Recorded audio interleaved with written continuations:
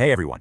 So India's 2026 union budget has just been announced. And yeah, it made a little bit of history by being presented on a Sunday for the first time ever, but let's be honest, the real question on everyone's mind is a lot simpler. What's in it for me? So let's dive right in. We're going to break down this massive 53.5 lakh crore plan. The goal here is to cut through all the complicated jargon and give you the clear, simple takeaways that are actually going to affect you, your family, and of course, your wallet.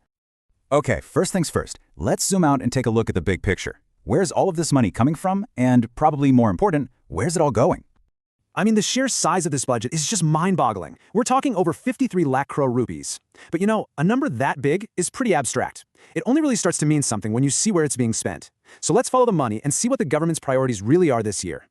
Now this is where it gets really interesting. Look at that huge slice of the pie for capital expenditure, or CapEx. That's basically the government's long-term investment fund for building stuff. You know, things that last, like new roads, bridges, and railways. A record 12.2 lakh crore is being poured into that. At the same time, the government's tightening its own belt a bit. It's bringing the fiscal deficit, which is just the gap between what it earns and what it spends, down to 4.3%. And that sends a really strong signal of financial stability, which is exactly what international investors love to see. The whole budget is really built around what the government is calling its four pillars: the poor, women, the youth, and our farmers. You can think of these four groups as the central focus, the target for almost every major new scheme and announcement.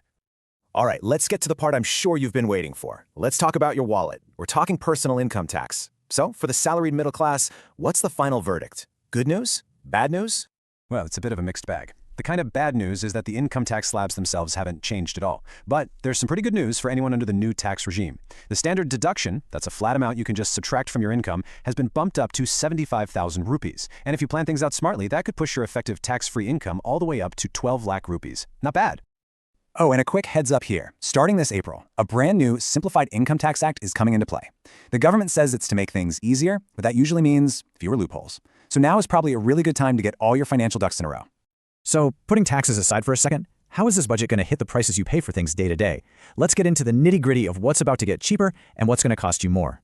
First up, the good stuff, and this is a big one. Customs duty on 17 essential cancer drugs has been completely removed, which is a huge relief. You can probably also expect your next mobile phone or microwave to be a little cheaper. But honestly, the biggest win for a lot of people is going to be on travel. The upfront tax on foreign tour packages, that's called TCS, has been slashed from a whopping 20% all the way down to just 2%. That's a massive, massive saving. Now for the other side of the coin. No surprises here. So-called sin goods, like cigarettes, are going to see higher taxes. Same goes for imported luxury items, everything from fancy watches to liquor. And hey, if you're a trader, listen up. The securities transaction tax on futures and options has been hiked. It's a small tax, but you'll definitely need to factor that into your trades from now on. Okay, let's shift gears now. Moving away from our personal finances, let's look at how this budget is trying to literally build the India of tomorrow. There's a heavy focus on modern infrastructure and a high-tech defense force.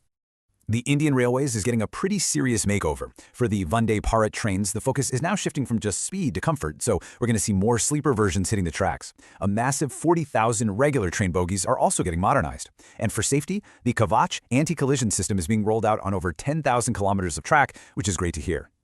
And in defense, it's not just about guns and tanks anymore. It's all about technology. There's a new scheme to promote deep tech, basically encouraging startups to build the really futuristic stuff. Think AI-powered drones and next-gen cyber warfare tools. It's all part of that bigger Atmanirbhar Bharat or self-reliant India mission. So now let's circle back to those core pillars we talked about earlier, our people and our planet. This next part covers everything from farming and jobs for the youth to the future of our energy. For farmers, the big themes are modern tech and self-sufficiency. You know how nano-urea was a success? Well now, a new, efficient fertilizer called NanoDAP is being rolled out across the country. There's also a new mission for oilseeds, with the goal of cutting down our dependence on imported cooking oil. And for the blue economy, there's a huge boost for fish farming, with 5 new integrated aquaparks on the way. To support women and the youth, we've got some very targeted schemes. The Lakpati Didi program, which helps women in self-help groups earn over 1 lakh a year, is expanding its target to a whopping 3 crore women.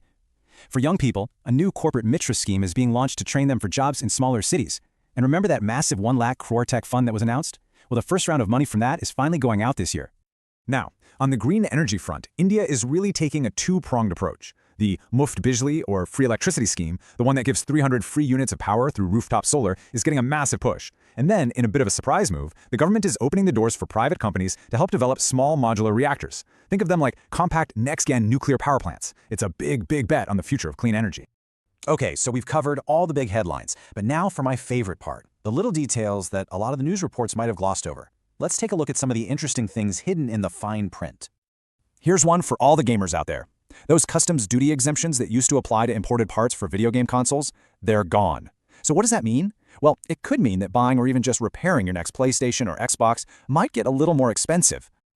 And check this out, a totally new way to invest. The government is planning to monetize its office buildings using something called a REIT.